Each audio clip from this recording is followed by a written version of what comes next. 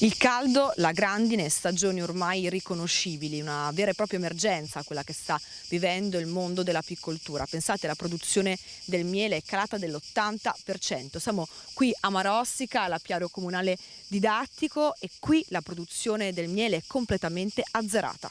L'anno scorso abbiamo fatto circa 20 kg di miele, che poi abbiamo il miele del sindaco cosiddetto che abbiamo distribuito nelle nostre manifestazioni. Quest'anno la produzione è stata zero perché abbiamo perso completamente la caccia, i millefiori primaverili. Clima ormai irriconoscibile, settore produttivo in ginocchio e apicoltori sempre più preoccupati.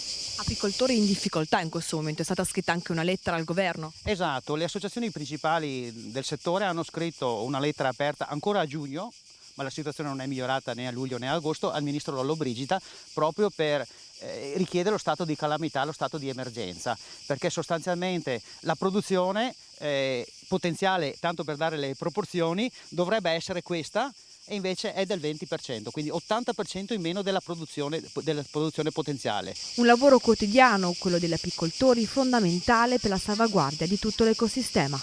Andiamo a controllare le arnie? Sì, direi andiamo a vedere come sta la nostra famiglia di api, come sta la peregina, il nostro controllo settimanale e soprattutto anche come stanno di alimentazione e di scorte. Possiamo andare? Andiamo!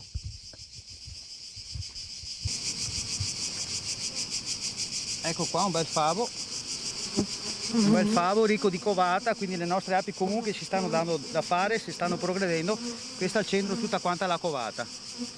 Qua si vede anche luccicare un po' di miele nella parte alta, quindi diciamo si stanno dando da fare perché l'ape, nonostante la crisi, il secco, è molto resiliente, è un animale resiliente.